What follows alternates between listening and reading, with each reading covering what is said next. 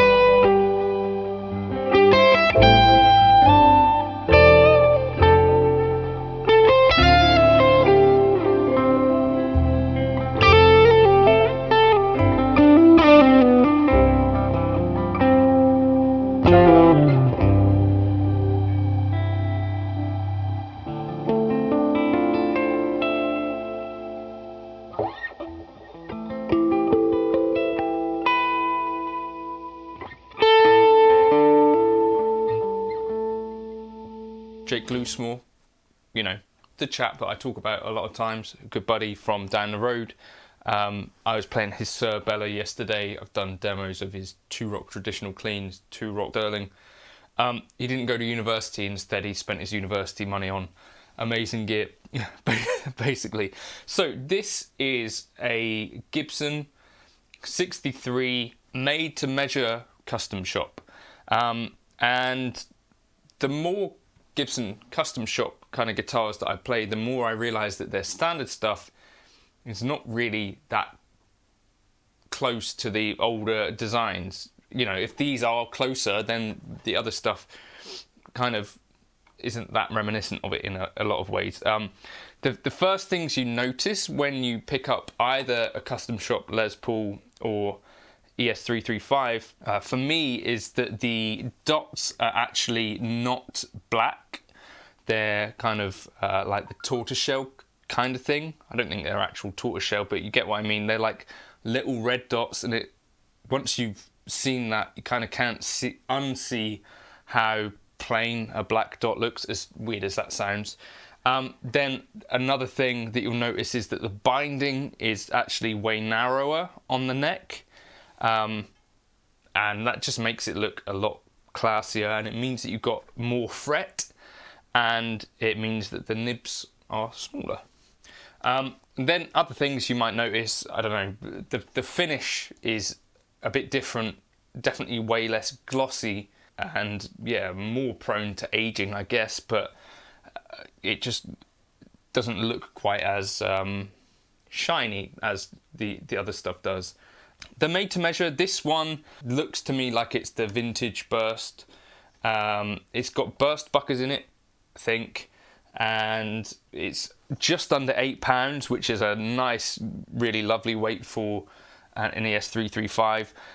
The neck is, so you know, like there's at least two kind of types of neck with the ES type guitar. There are the 59 more chunky necks, and then there's like these slightly slimmer necks. Now they're not slim, flat or slim taper like a SG would be. It's just like a slimmer version of the ES neck, maybe a little bit more like, I don't know quite what it's like. I'll try and find some dimensions of it, but basically the Sire Larry Colton has a bit of a chunkier neck than this, and so does the Memphis Gibson Les Pauls that I played.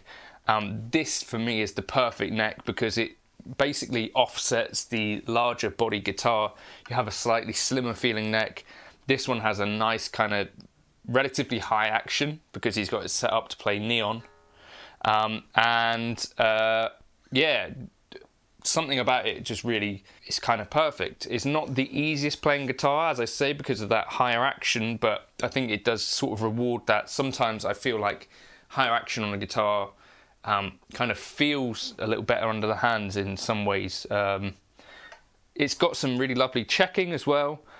I can't think of anything else that there is particularly to talk about it with it. I had questions about what even is a made-to-measure guitar, so I've done a little bit of research, which I'll chuck in here. But yeah, lightweight, plays beautifully. The only thing that would make it even more perfect, I guess for me, and this is part of that made-to-measure stuff, would be some figuring on the body, because this is obviously like the plain maple veneer. Yeah, very clear to me. I think this is like lightly aged. The custom shop stuff is quite different to their normal production stuff. I don't know if you've experienced the same, but let me know your thoughts if you've got any in the comments. I got this Tokai, which weighs quite similar, does have the figured top, does seem to have the same kind of neck dimensions. Got some really nice figuring on it. This is nitro as well, but does have, like I say, that thicker binding that you find on the less authentic stuff, and doesn't have blocks, which for me the perfect ES335 should have blocks, right? The thing I really like about an ES335 is the bridge pickup, kind of smooth but bright and twangy at the same time. Something about a bridge pickup on an ES335 really speaks to me. I've gigged this one for a jazz gig. I need to try it for a proper gig at some point, because yeah, it's gonna be fun. I don't know whether I should do a comparison of the two. Maybe, maybe not. It's another little subtle thing that's different on a lot of these. You get these smaller switches. I don't know, it seems to be more recessed than that one. Is that a thing? Who knows? Lovely guitar.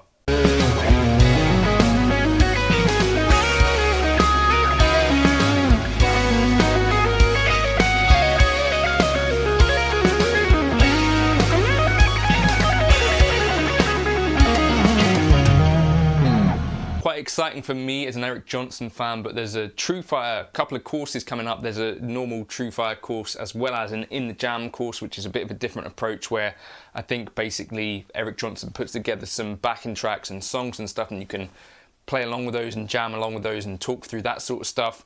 And then on the other side, it's kind of the normal kind of TrueFire course where you've got like 3 angles, and going through lessons, technique, as well as going through some of his gear that he uses. It's all recorded in a great studio. I'm really excited about this. I think if you pre-order, you can get access from September the 1st. The way that I think is best to interface with TrueFire is with their all access pass.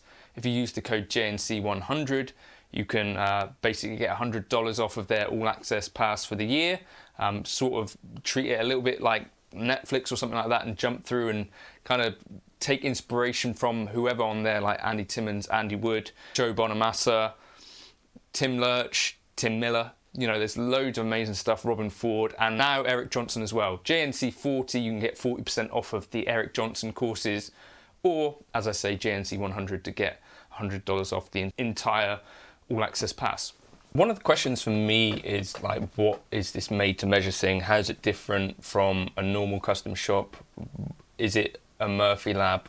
All of those sorts of questions. I've actually found this document online, which is obviously for internal use only, so don't go telling anyone. It's on the musichouseherman.de website. But this is kind of like the made to measure catalogue. I don't know exactly when it's from, but I guess this could give us some idea about what is going on here. So you can see that you basically get your base models, is what they're called here. So you have 54 Les Paul standard, 57, 58. Wait, that's a 56. You can have the body non-weight relieved or chambered, all of that sort of stuff. Choose the hardware, choose a regular spec neck or a custom spec neck. A few different tops on the Les Pauls. Keep going through, you'll see there's a modern Les Paul, which presumably they don't sell many of, and Flying V's, Explorers. And then we get to what we're talking about here, which was going to be the 1963 ES335, right? Because clearly it's not a dot, not a 59, and seems to be a 63. And I think it's a regular spec neck, which is a slightly slimmer neck than the 59. It seems like we've got plain body veneer and nickel stop bar. So that's the base model. I'm not sure. Yeah, this all seems normal. Then binding wise, I'm pretty sure it's cream binding. Is it one ply? Looks like one ply cream binding. Nut material, I think it might be nylon. Nylon nut, which you don't see much except for in the Gibson Custom Shop, as far as I'm aware. It looks like it's dark rosewood. I can't imagine many people would go for rich light. Ebony is really nice. The Eastman guitars use that. But I'm imagining most folks who order a custom Gibson are going to be going for dark rosewood. You can choose the inlay, a pearl with crown. I think that's what it is. You can choose fingerboard inlays, which I think are the small block in this guitar. And then you can choose the colours, which in this case, I'm going to guess is either the historic burst or the vintage burst. Probably the historic burst, right? And hardware finish, who knows, probably nickel. And then you can choose from these 4 finish styles, so either gloss, vintage old stock, is that what that stands for? Aged, which would have a bit more. So this has like a bit of checking on it. I guess this is like the light age, lacquer checking, light bumps, scrapes and finish removal. Gives an amazing, much loved and well played look to your instrument. It's definitely not heavy aged. I'd say it's maybe aged or light aged. And then you can choose the pickups. And in this one, I believe it has burst buckers. But these are the ones that would be in the Murphy Labs, which are really nice. Custom buckers, but I think this has a couple of burst buckers, I think. What else? You've got then tuners, which this has Clusen. Then you can choose your knobs, and that's the made to measure program.